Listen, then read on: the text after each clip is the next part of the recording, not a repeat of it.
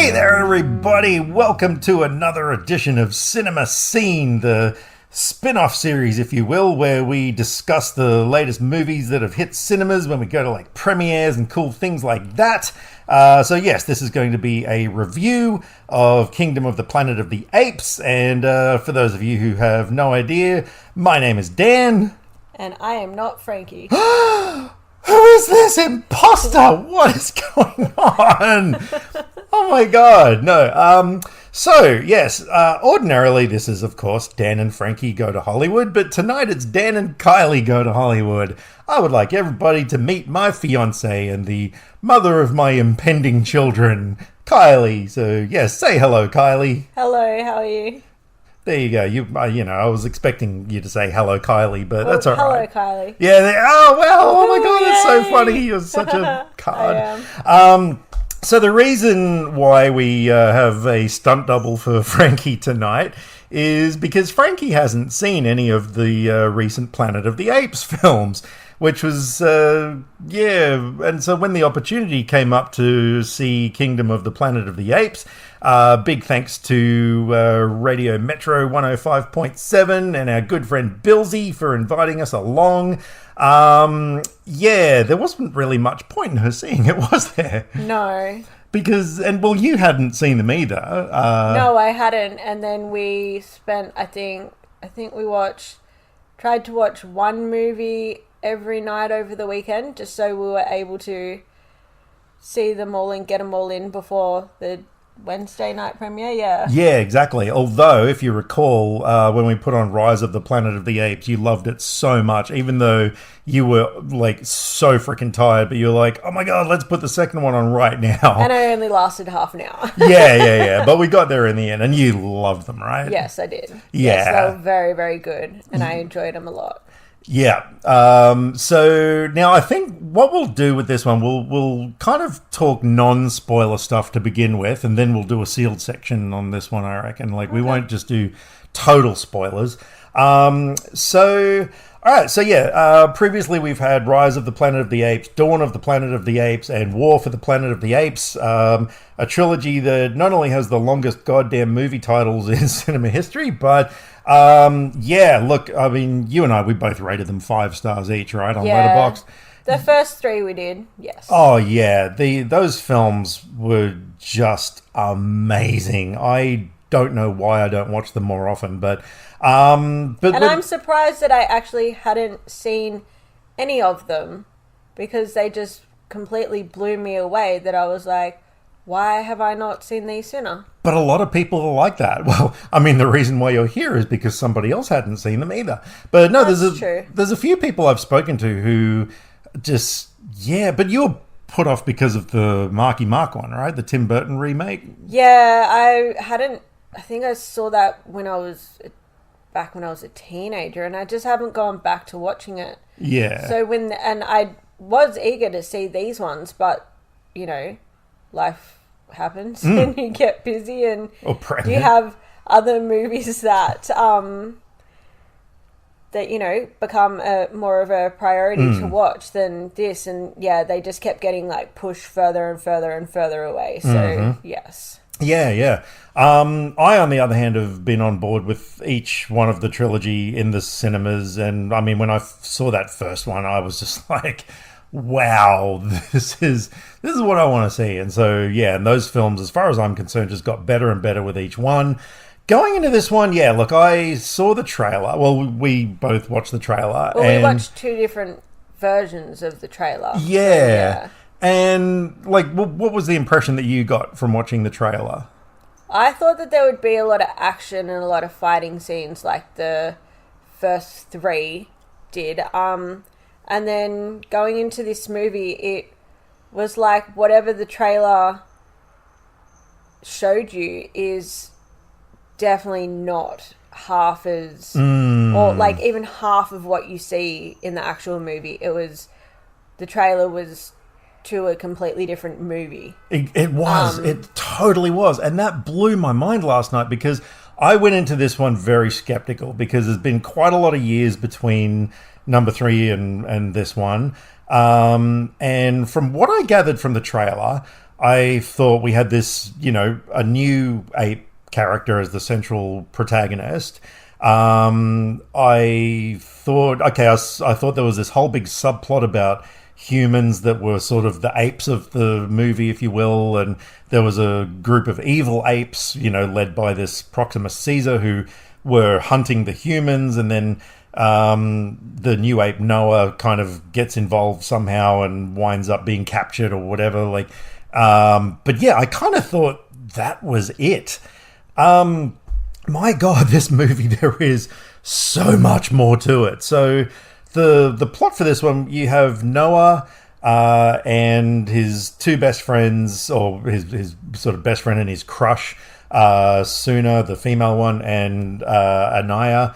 And there's you find out early on that his clan is part of this thing they call the Eagle Clan, where they train eagles from hatching them, and the eagles kind of, help them to gather fish and all that sort of stuff, which straight away, I'm just like, holy shit, this is absolutely brilliant. Like, what a cool idea. It's like a completely different story from the first three, which is really good. This movie is set 300 years from the previous one. So Caesar is long gone. We've moved on now. And I'll get to that a bit later. But so basically, through a series of events, there is this evil group. Well, I say evil, but it's just a misguided group of apes, if you will, led by the antagonist of the film, Proximus Caesar, who winds up raiding Noah's village and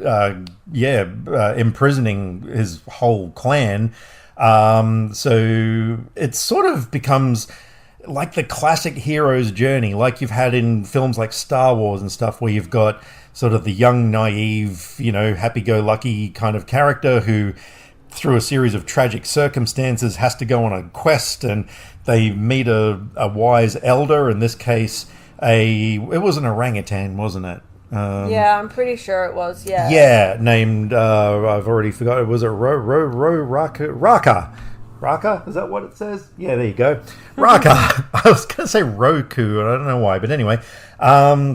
So yeah, meets this elder, and then they stumble across this girl, which who has been following them and trying to steal their food and blankets to stay, warm and stuff like that. Because obviously, the apes don't get cold, so and humans do. Yeah. And so there's this whole thing where Noah doesn't like her and is, against her because apparently, he's just been guided to believe that humans are bad. So they name her Nova because it's just kind of like a Planet of the Apes in-joke now. But her real name is May. Wasn't that from the third one? When they found like that... There was the car. Yeah, but in the original 68 Planet of the Apes, there was a character named Nova as well. So it's kind of like this. Okay. I think that's why one of the apes says, they're all called Nova. I was like, oh my god, that is so cool. So anyway, they wind up finding Proximus Caesar, like getting involved with his colony, and he's trying to open this door to a vault because there's human technology, like war technology, in there that he wants for himself to become all powerful. Meanwhile, May has a quest where she's got to get in there as well because apparently there's a book that is going to help teach humans how to speak again, because humans are basically silent now because of course, if you've seen the trilogy, you know why. And yeah, holy shit, it just becomes this massive adventure that is filled with subtext and themes and just, God, you thought the same. It was a much bigger movie than what you were expecting. Yeah, it's completely different to the first three. I do say that. Like, I'm still trying to figure out why it was so different and why the first three actually had such a massive impact on me. This one, I don't know. I feel like there's something missing. Yeah. Well, you said it before, though. I still can't figure it out. Didn't you say before it was because of the lack of human element in it? Yeah, well, I think because watching the trailer, if you have seen the trailer, you see a lot of fighting scenes, whereas in the movie, it's pretty much next to none. Whereas, you know, the other 3 movies, there's a lot more human and ape interaction. Whereas with this one, you've got, like, just Maya, which is one human, or May, and then the apes, and that's it. So I think because there was lack of humans in there, which I actually really liked because it mainly focused on the apes part of everything. But yeah, so it really did feel different, but I commended the film on that, because one thing that we both found with the first 3 is that each of them is a different movie to the previous one. None of them were, you know, a carbon copy in any sort of way, and this one especially, like, really felt different. But yeah, I dug it. They do all connect in a way. So, completely, yeah. So, like, from the first to the second to the third, and then even this one as well. Yeah, there's still stuff that connects them all, but yeah, they're completely different films. Well, this one, there's this... it's a fascinating take on evolution, because in 300 years, the apes, like, they all... Well, did they all speak? I think they all spoke. Yeah, they all spoke, but they still use sign language if they had to. If anything, their speaking actually got a lot clearer. Oh, totally, yeah.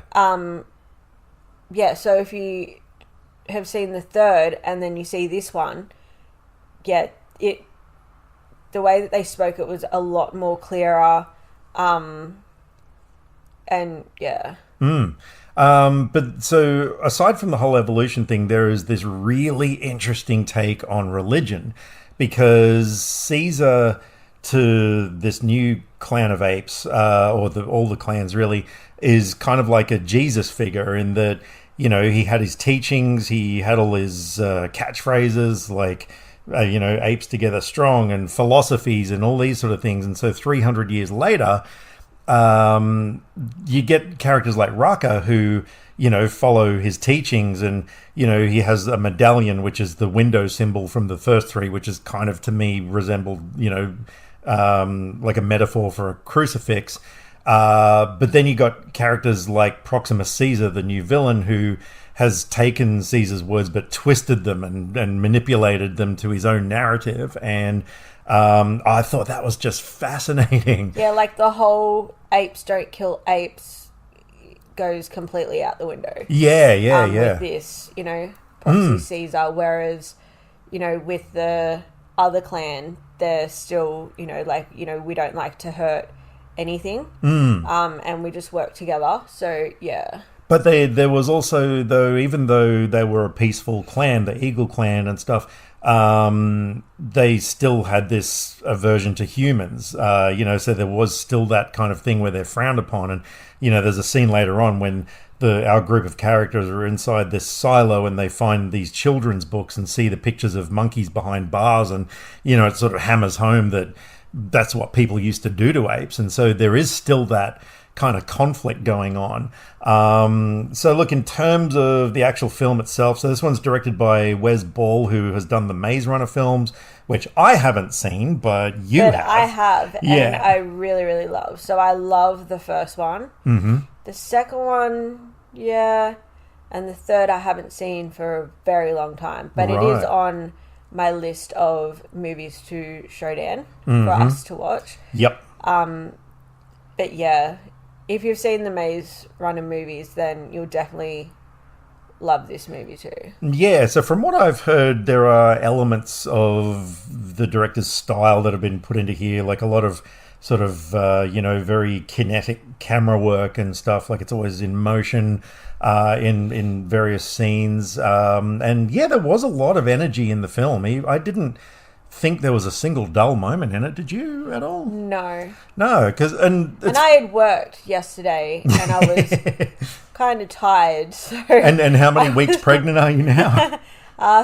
34 on Saturday. So. Yep. I'll tell you what, people, you might actually hear the birth of our children on this episode right now. I don't you never know. No. Well, you just keep keep them guessing. You see, if we say that, they're going to keep listening. God. Hey, we don't care about the Apes movie. We just want to hear some kids coming out of this woman now. But it's the kind of movie that is. There's always something happening. Like, there's always action. There's always loud music. There's always something that just keeps you hooked. That you are just like, even if you had to really go to the toilet, you'd be like, nope, I have to wait till the end of the movie, because it's the kind of movie that you just can't miss any little detail, because if you do, then the whole movie's destroyed. Yeah. Even the dialogue scenes were just so interesting. And like I said, it all came down to that whole thing of, this interesting take on evolution, hearing the whole philosophy of Caesar's history and things like that. Were you thinking of the that wonderful joke in the film that we'll talk about in the sealed section? Yeah. There's some terrific humor in this film. Yeah, I was really laughing out loud. This is probably a dig or paying myself out, but their English was so much better than my own, which is saying a lot. So. Come on, that's not nice. Look, all the voice acting was just phenomenal. But speaking of phenomenal, see, I can't talk now. That's a hard word. Phenomenal. He's been around me too long. I really have. The CG in this film. Oh my god. Yeah, I was looking at the the cast, and the actor that plays Noah, Owen Teague. Yeah, his face was like, to see a picture of him in real life and then to see what he looked like as an ape, I was like, holy shit, this is good. Well, once again, all the actors played the parts. Like, they all had the dots on the face for motion capture and stuff, which is commendable. But look, honestly, it's just gotten to a point now where there are some movies where the CG is pretty good, but it still takes you a while to sort of get drawn into it and really believe what you're looking at. Whereas this one, I mean, God, like the first 30 seconds, you're just like, nah, I am completely believing that these are talking monkeys. And it actually gets better, like, every movie. Oh, yeah, there's no doubt. It is insane. Yeah, I remember seeing Rise of the Planet of the Apes at the cinemas and thinking to myself, this is peak CG. It is not going to get better than this. And then Dawn came along. I'm like, are you fucking kidding me? Like, how? And then War came along, and we were talking about it when we were watching it. Just like, it's just, absolutely mind-blowing. But then I thought, okay, we've reached peak. Nah, sorry. I thought there were more nuances and little subtle details in the expressions of the apes in this one than there have been before. Their facial expressions were insane. They were so noticeable and so good. But even just like when they're breathing, like you can see the cheeks sinking in and things at times, or just there were just so many little details that were just incredible to watch. All of the scenery I thought was amazing. It was beautiful.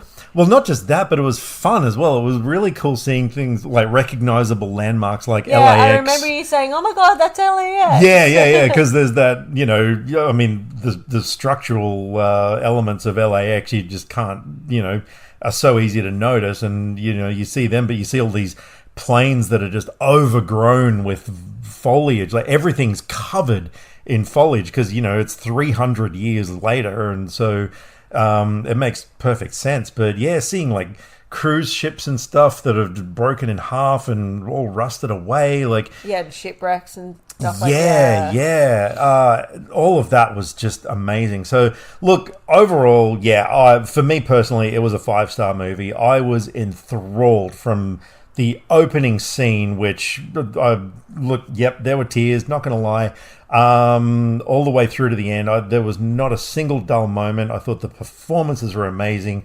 CG was great. I loved the score to the film. It was a perfect film for me. So, And who knows, maybe one day you'll give it that extra little half star. Yeah, I don't know. Yeah, as I said, I don't know what it is about this film that I couldn't give a 5-star to.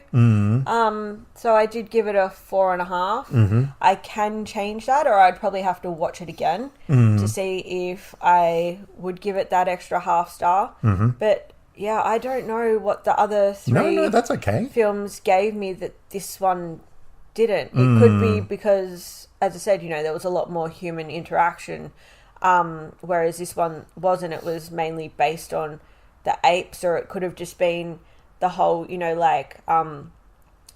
apes don't kill apes kind of thing. And, then you've got this, bad colony that are, invading, another colony, and then they're keeping them captive and using them as, slaves, as you will. That kind of put me off it a bit. I don't know. Look, all I took from that is that you're racist against monkeys. Because, the film doesn't have enough people in it, so I don't like it. So, No, but I also did say that I don't like the fact that they're using apes as slaves. Racist. Okay. Don't you make me wild, you. Oh, there it is. You heard it from the person who came up with that phrase. All right, so look, that's all I want to say in the non-spoiler stuff. So how about you and me? We jump into the sealed section. Sure, why not?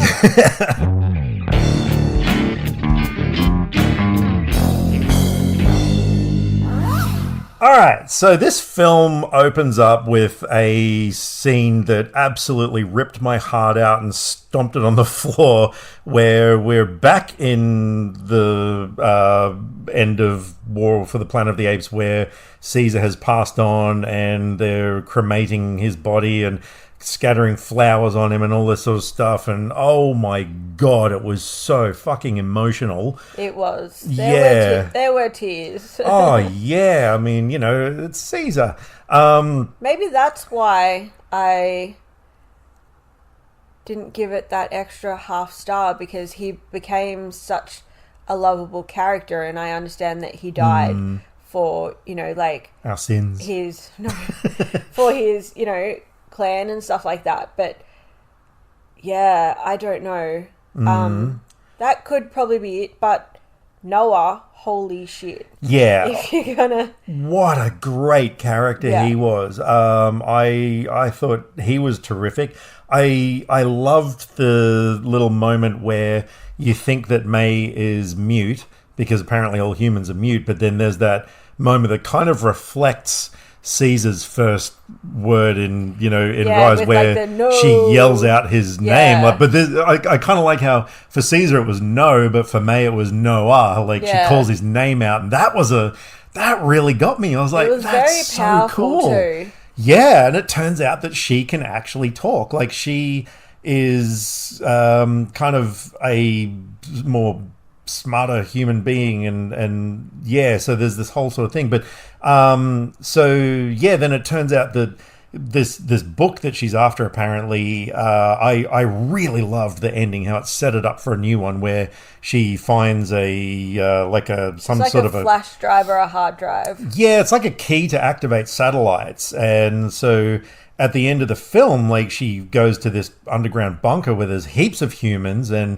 they can all talk, and they activate these satellite dishes to communicate with other people around the world or around the country or somewhere. But that had me really, really excited for another one. And I'm still wondering if they're going to bring in the little subplot from the first one about the rocket going missing to tie in, with the first film, or if that was just meant to be. Or if that was meant to be Charlton Heston and co. from 1968, I don't know. But, the other spoilery thing that I've got to talk about is the final fight with Proximus Caesar. How awesome that was so amazing. Where he's just laying the biggest beating of Noah's life down on him, and the way that Noah just sort of starts, mastering the bird song that his father had taught him, and then Caesar just gets absolutely mauled by eagles. And I love how Noah's got the one on his... Caesar. Yeah, well, I'm just going to call him Caesar for short. I love how Noah had that one on his arm and just launched it at him as that final one. That was so goddamn cool. I do actually like how, even though Noah didn't actually raise this eagle from the get-go, he ended up forming a relationship or a bond that, it's just like if you have, your cats or your dogs, like you see that bond just between him and this eagle, and it's just amazing. Oh, yeah. If you're an animal lover, you're going to get a lot out of this film. Yeah. Because, Kylie and I are both big animal lovers, and we were really touched by a lot of the bird scenes in it. And I also, okay, so there's a scene where Raka, the wise elder, apparently gets killed. But I'm skeptical. Like, he gets swept down a river and into a whirlpool. But we don't see a body, so Dan's just like, I wonder if he's going to come back in the next one. Well, I genuinely thought he was going to come back in this film. I thought he was going to play a role in it somewhere in the third act, but he didn't. So, I'm not... But then again, who knows? I mean, Proxima Caesar might be no. Bad. I know that was a fall, but he hit the water. I think the way that he died, and it was like against rocks and all that other stuff. So well, we'll see. You did see what was happening with, like Noah and is it Anaya? Yeah. When they were trying to actually get to this bunker, and they were going around that same area, and they were actually getting smashed and crashed against the rocks because the waves were so intense. So I don't know. It could be left up to be like, hey, I'm back with a vengeance. Yeah, although I think you're right, though. I think the next film is going to be more about humans getting back together and trying to reclaim, the what they think is rightfully theirs, which it kind of isn't now because, after 300 years, the apes have definitely taken over. They have. So, no, there's so many questions in my mind, but I think that's the sign of a good ending, is that if it leaves you speculating what might be coming next and stuff, So, I'm definitely on board. We didn't even mention William H. Macy, who's in this film, as a human character called Trevathan. I guess because his role wasn't really that interesting. I didn't think so. Like, he was just there because the apes just wanted him as a slave and to read them, history and stuff like that. So, yeah. Now, you had issues, though, with the scene where May kills him, though, right? Like, that didn't sit with you? Like, I don't see why she killed him. Like, she could have just knocked him unconscious or tied him up and stuff like that. I don't understand why she felt the need to kill him, because even, like, this... Was there 3 apes or 4? No, there was 3 of them. Yeah. They were even shocked at the fact that she was doing it. I don't know if she was doing it to show that she is trustworthy and is on the ape's side and that they can work together, or she just did it for the sake of doing it. I don't understand why. Well, I thought about it, and I think there might be kind of, leaning into this whole thing of making the humans the antagonist next. Because, when you think about it, like in this movie, we're so on the side of the apes. We don't want anything to happen to them. And I think it was kind of showing that humans are still capable of being evil to each other and killing each other, and, they're kind of horrible people. So even though... Yeah, it just kind of reminded me of, how Caesar was like, apes don't kill apes. And then, you've got the proxy Caesar that's like, hey, I'm going to kill whichever apes that I want.